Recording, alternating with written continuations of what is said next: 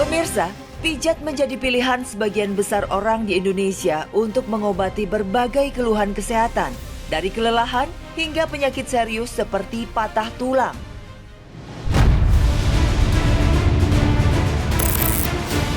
Banyak orang bahkan menganggap pijat sebagai jalan keluar untuk mengatasi masalah tulang yang secara medis harus dioperasi, karena dianggap cepat menyembuhkan dan harganya yang terjangkau.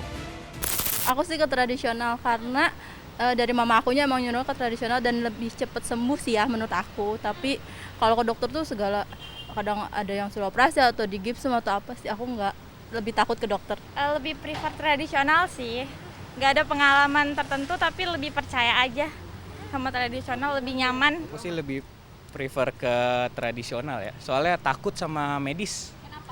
Takut yang berbau-bau medis lah, alat-alat medis dan segala macem. Parnoan orangnya. Di samping parno juga biaya medis kan lebih mahal ya ketimbang tradisional ya. Lebih ke tradisional sih. Kenapa? Karena kalau tradisional kan lebih ke tulangnya lebih kena ya. Kalau medis itu lebih ke bagian apa sih, kayak biar kita tahu nih namanya kita sakitnya apa, tapi nanti pas sudah penyelesaiannya finishingnya ke tradisional. Terkait hal ini, tim OMG pun melakukan penelusuran ke beberapa tempat pijat untuk melihat seberapa efektifkah pengobatan pijat patah tulang di masyarakat. Tim OMG mendatangi salah satu tempat pijat terkenal di Jakarta, yakni Pijat Haji Naim. Di sini, kami melihat lokasi ruang tunggu yang sederhana dengan banyak kendaraan roda 4 terparkir di depannya. Sebelum dibuka pada pukul 9 pagi, antrian pasien dari beragam kalangan sudah banyak menunggu di depan. Hal ini membuktikan cukup banyak masyarakat datang dan percaya untuk berobat ke sini. Sebelum masuk, pasien harus mendaftar dan mengambil nomor antrian terlebih dahulu di meja kecil depan pintu. Baru kemudian secara berurutan, pasien akan dipanggil masuk ke dalam. Suasana di dalam cukup nyaman dan bersih. Pasien yang sudah mendapat giliran akan segera diobati oleh terapis yang merupakan keturunan Haji Naim, pendiri tempat pijat ini sejak tahun 1950-an hingga beliau wafat. Untuk mengetahui seluk-beluk lengkapnya, kami bertemu dengan Hasan, salah satu cucu Haji Naim. Hasan bercerita bahwa tempat pijat ini terbentuk dari ketidaksengajaan. Jadi kakek saya itu dulunya pengusaha benernya. Dia usahanya itu sapi. Jadi dia mengelola susu sapi se-Cilandak. Dulu kan kayak koperasi kali ya. Nah tiba-tiba dulu itu ada orang-orang sini nih, ada yang latihan marinir, rekatan, ada yang ketembak kakinya patah, dia coba obatin. Itu awal-awalnya. Menurut Hasan, kemampuan Haji Naim diperoleh dari hasil berguru yang cukup lama dan kemudian diturunkan kepada anak dan cucunya. Untuk mengobati pasien, selain harus mengerti bagian-bagian tulang, ada beberapa alat yang digunakan, seperti bambu, minyak cimande, telur, dan tebu, yang dipercaya bisa mempercepat proses pertumbuhan tulang. Ini minyak urutnya. Kalau yang ini buat obat di sininya, di kapasnya. Yang kuning itu? Apa aja itu, Pak? Itu dia ada campuran telur sama minyaknya, minyak cimandenya. Berarti dua macam bahan? Iya, minyak cimande juga kan nggak cuma minyak doang, dia ada campurannya juga, dan tebunya gitu udah. Sensasinya kalau kena kulit panas atau gimana? Dingin dong, cenderung dingin dia. Oh, justru dingin? Ini harus nggak boleh mandi bapaknya apa gimana? Ya paling mandi badannya aja. Nggak boleh dibuka berarti sama sekali? Jangan dibuka, karena kalau dibuka dia pasti berubah tulangnya. Penggunaan bambu sebagai sanggahan bagi bagian tubuh yang patah adalah ide Haji Naim. Alat ini diberi nama sopakan. Dia nyiptain nih, sopakan nih bambu nih. Apa namanya Pak? Jelasin nih. Sopakan nih. Sopakan? Ini untuk yang patah ya. Bahannya dari apa itu Pak? Bambu ini. Bambu. Kan itu tadi kayaknya mudah untuk digunting-gunting gitu ya Pak? Digunting. Khusus apa gimana? Khusus sedikit nih. Khusus? Ya gunting gini lah, ini nggak biasa. Ini gunting gini ya. Gunting apa? Gunting seng ya. Kalau bisa. Fungsinya untuk apa Pak? Untuk nyanggah tulang, kalau yang patah. Nyanggah tulang. Ya, biar rata dia. Seluruh terapis memanfaatkan sistem raba untuk mengetahui kondisi pasien dan berapa lama seorang pasien membutuhkan waktu untuk sembuh. Cara tahu bahwa oh ini harus berapa kali lagi itu dari mana sih? Dari rabaan lah. Kita kan dari raba, oh ini tulang udah mulai bagus. Enggak kan ada kebiasaan. Jadi ada secara nggak langsung ada aturan. Walaupun itu nggak di SOP-in ya. Cuma tulang itu nyambung sekian bulan, misalnya. Kuahnya sekian bulan. Kita sudah tahu itu semua. Karena pengalaman aja. Bukan SOP, pengalaman. Jadi akhirnya dia sampai sendiri. Menurut Hasan, semua kasus patah tulang dapat disembuhkan. Yang membedakan adalah kondisi imun dan jumlah anggota tubuh yang patah. Semakin banyak tentu akan membutuhkan waktu yang lebih lama. Pasien juga dilarang mengkonsumsi beberapa jenis makanan yang berpotensi memperlambat proses penyembuhan. Seperti ayam, kambing, seafood, beberapa jenis buah, es dan alkohol, telur asin, bahkan mie instan. Biarpun begitu, pijat Haji Naim tetap melibatkan campur tangan dokter dalam kasus tertentu. Luka nih, kalau ada yang luka luar ya, kita nggak terima pasti. Dari juga ke medis. Telepon dokternya datang kemari, jahit sini, kita jahit. Jadi harus rapat. Iya. Syaratnya itu. Iya, harus dijahit, rapi.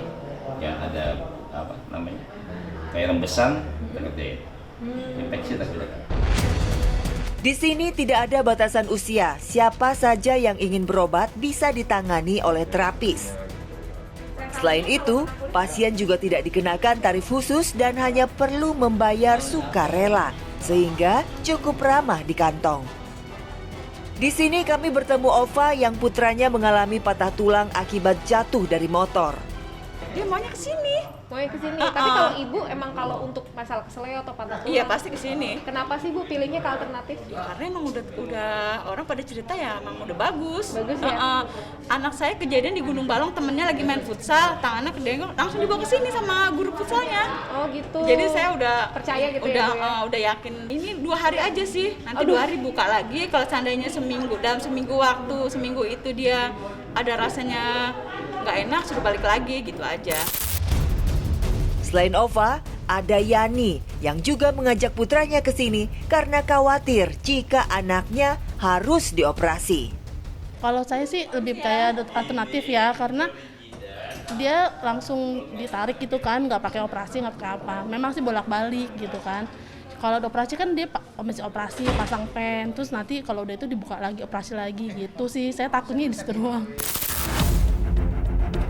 Dari Haji Naim, tim OMG beralih ke tempat pijat patah tulang Guru Singa yang terletak di Pondok Kopi, Duren Sawit, Jakarta Timur. Akses masuk hanya cukup dilewati satu mobil, namun di area bagian dalam terdapat tempat parkir, tempat pengobatan yang luas, serta kamar penginapan untuk pasien. Kami bertemu dengan terang putra almarhum Profesor Dr. Rusli Guru Singa, yakni pendiri pengobatan pijat patah tulang ini. Pertama berdiri itu kita di Medan ya, itu tahun 60-an. Nah, terus Bapak ngerantau ke sini, buka di sini tahun 70-an. Pertama kali buka di Cempaka Putih, pindah ke Cilitan, baru pindah ke sini tahun 80. Menurut Terang, kebanyakan terapis di sini memperoleh keahliannya secara turun-temurun, tetapi dilengkapi sertifikat patah tulang. Ini tulang lengannya patah, Bu. Iya, Bu ya, tulang lengannya? Iya. Nah ini sedang proses apa nih, kan awal lah atau udah Ini proses pemulihan. Jadi dia berobat jalan, Bu. 3 hari sekali kontrol. Iya, tambah sembuh bisa 5 hari. Oh, begitu, Bu. Kalau ini kasus patahnya seperti apa nih, Pak? Iya, ini lengannya di sini patah nih, Bu. Ini nih. Ini. Rasanya di apanya sih, Pak? Di sini. Ini kan lengan tulangnya satu nih. Jadi sini agak riskan dia, Bu. Jadi agak prosesnya lama gitu, Bu. Iya. Kalau kasus seperti ini butuh waktu berapa lama, Pak? Bisa 6 bulan. Berbeda dengan Haji Naim, pijat patah tulang guru singa menggunakan minyak yang diracik khusus dari Sumatera Utara. Minyak guru singa, jadi bahan-bahannya semua dari kampung. Oh, Kampung racik Sibulan. sendiri? Iya. Oh, langsung dari Medan? Iya, jadi di sini kita tinggal masak aja. Ya, minyak ada rempahnya ya, ada dari tanaman Khasana? Iya. Tapi kok minyaknya minyak apa, Pak? Minyak curah. Oh, minyak curah, kelapa? Minyak kelapa.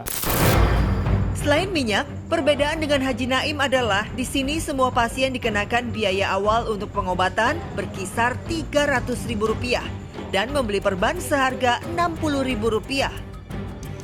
Rata-rata butuh waktu minimal 4 bulan sampai pasien bisa sembuh.